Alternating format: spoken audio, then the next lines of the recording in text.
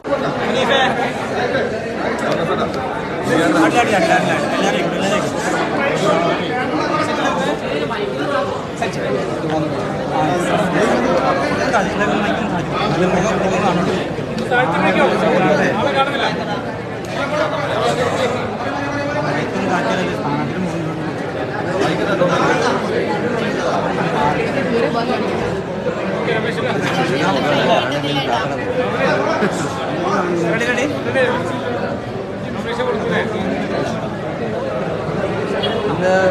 ബഹുമാനപ്പെട്ട ഭരണാധികാരിയുടെ മുമ്പാകെ നാമനിർദ്ദേശ പത്രിക സമർപ്പിച്ചു. 2 സെറ്റ് പത്രികയാണ് സമർപ്പിച്ചത്.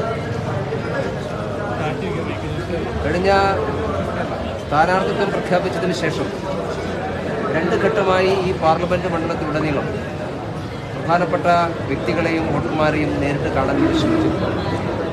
അതിനുശേഷമാണ് ഇന്ന് നാമനിർദ്ദേശ പത്രിക സമർപ്പിച്ചത്. ഈ തെരഞ്ഞെടുപ്പിൽ കോഴിക്കോട് പാർലമെൻറ്റ് മണ്ഡലം ദേശീയ ജനാധിപത്യ സഖ്യത്തിന് അനുകൂലമായിട്ട് ചിന്തിക്കുന്നു. മോഡിയുടെ ഗ്യാരണ്ടി കോഴിക്കോട് പാർലമെൻറ്റ് മണ്ഡലത്തിലും ജനങ്ങൾ വിശ്വാസപൂർവ്വം ഏറ്റെടുക്കുന്നു എന്നുള്ളതാണ് ഈ 2 ഘട്ട പര്യടനത്തിലും എനിക്ക് ബോധ്യമായിട്ടുണ്ട്. അതുകൊണ്ടാണ് LDFിൻ്റെയും UDFിൻ്റെയും സ്ഥാനാർത്ഥികൾ രാഷ്ട്രീയമോ വികസന പ്രശ്നങ്ങളോ പറയാനില്ലാത്തതുകൊണ്ട് മതഭീകരവാദ സംഘടനകളുടെയും തീവ്രവാദ സംഘടനകളുടെയും പിന്നാലെ പോകാൻ തയ്യാറാക്കുന്നത് പരാജയ ഭീതി കൊണ്ടാണ്. മോഡിയുടെ ഗ്യാരണ്ടി എന്ന ജനവിശ്വാസമുള്ള മുദ്രാവാക്യത്തിന് മുമ്പിൽ പിടിച്ചു നിൽക്കാൻ സാധിക്കാത്തതുകൊണ്ടാണ് പോപ്പുലർ ഫ്രണ്ടിൻ്റെയും ജമായത്തെ ഇസ്ലാമിയുടെയും പുറകെ പോകാൻ UDFിൻ്റെയും LDFിൻ്റെയും നേതൃത്വം തയ്യാറാക്കുന്നത്. പോപ്പുലർ ഫ്രണ്ടിൻ്റെ രാഷ്ട്രീയ മുഖമായിട്ടുള്ള STPI പരസ്യമായി UDFിന് പിന്തുണ പ്രഖ്യാപിച്ചിരിക്കുന്നു. ആ പിന്തുണ ഏകപക്ഷീയമായിട്ടുള്ള പിന്തുണയാണ് എന്ന് ഞങ്ങൾ കരുതുന്നില്ല.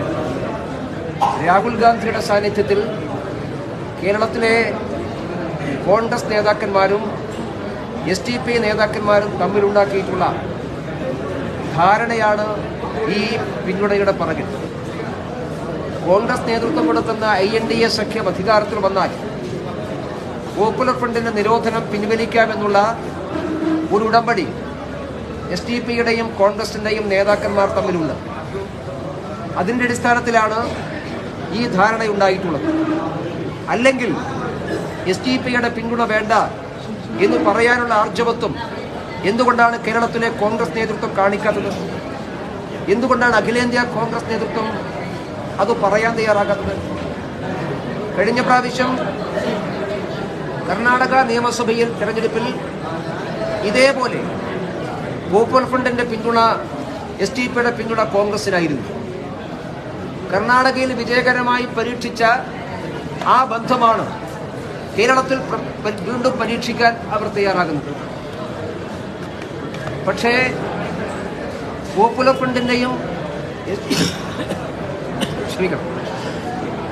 ഫ്രണ്ടിന്റെയും STPIയുടെയും ഭീകരവാദ മുഖം നേരിട്ട് കണ്ടിട്ടുള്ളവരാണ് കേരളത്തിലെ ജനങ്ങൾ.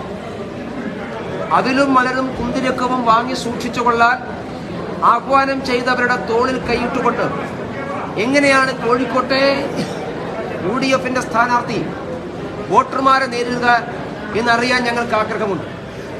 അങ്ങനെ ഈ രാജ്യത്തിലെ പ്രബലമായ 2 ജനവിഭാഗങ്ങളെ ഉന്മൂലനം ചെയ്യുമെന്ന് പരസ്യമായി മുദ്രാവാക്യം വിളിച്ചവരുടെ തോളിൽ കൈയിട്ടുകൊണ്ട് വോട്ട് പിടിക്കാൻ വരുമ്പോൾ ആ UDF നേതൃത്വത്തോടും സ്ഥാനാർത്ഥികളോടും എങ്ങനെയാണ് പ്രതികരിക്കേണ്ടതെന്ന് കോഴിക്കോട്ടെ മതേതര മനസ്സുള്ള ജനാധിപത്യ സമൂഹത്തിന് വോട്ടർമാർക്ക് നന്നായിട്ടറിയാം.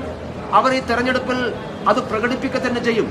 അതുകൊണ്ട് ഭീകരവാദ ശക്തികളുമായി കൈകോർത്ത് പിടിച്ചുകൊണ്ട് നരേന്ദ്രമോദിയുടെ ഗ്യാരണ്ടിയെ തോൽപ്പിക്കാമെന്നുള്ള UDFിൻ്റെയും LDFിൻ്റെയും വൃഥാശ്രമം അത് ഫലപ്രദമാവില്ല എന്ന് തെരഞ്ഞെടുപ്പ് കഴിയുമ്പോൾ ബോധ്യമാകും. കേരളവും കോഴിക്കോടും മോഡിയുടെ ഗ്യാരണ്ടിയുടെ പുറകെയാണ്. പോപ്പുലർ ഫ്രണ്ടിന്റെയും STPIയുടെയും ജമായത്തെ ഇസ്ലാമിയുടെയും പുറകിലല്ല കേരളമെന്ന് ഈ തെരഞ്ഞെടുപ്പ് കഴിയുമ്പോൾ CPMനും കോൺഗ്രസിനും ബോധ്യമാകും.